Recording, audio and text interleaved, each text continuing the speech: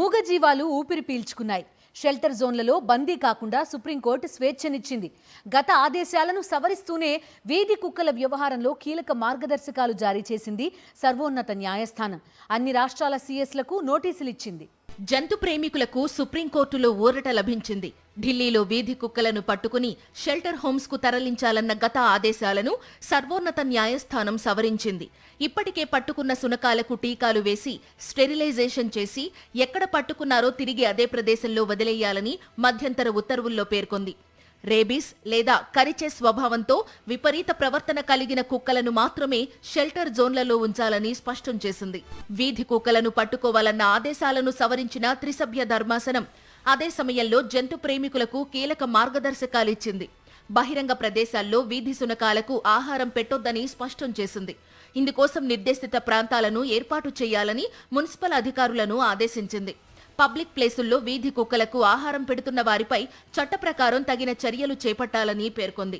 ఈ అంశంపై స్పష్టమైన జాతీయ విధానానికి దిశానిర్దేశం చేసేందుకు గాను దేశవ్యాప్తంగా వీధి కుక్కలకు సంబంధించి నమోదైన పిటిషన్లన్నీ సుప్రీంకోర్టుకే బదిలీ చేయాలని ధర్మాసనం కోరింది. तो आज मेरे हिसाब से it's a very very balanced order, अच्छा ऑर्डर है.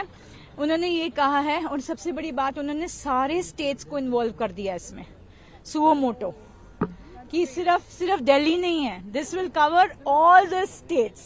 That's a very very thoughtful remark that they have made, the observation that they have made. Delhi NCR పరిధిలో 2024 ఒక్క ఏడాదిలోనే ఏకంగా 37 లక్షల కుక్క కాటు ఘటనలు చోటు చేసుకున్నాయి.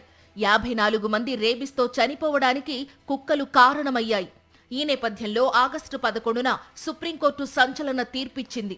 ఢిల్లీ ఎన్సీఆర్ పరిధిలోని అన్ని వీధి కుక్కలను 8 వారాల్లో దూరంగా ఉన్న షెల్టర్లకు తరలించాలని ఆదేశించింది.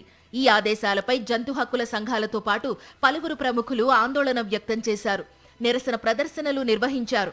దీంతో ద్విసభ్య ధర్మాసనం తీర్పును పరిశీలిస్తామని సీజేఐ జస్టిస్ గవాయ్ హామీ ఇచ్చారు.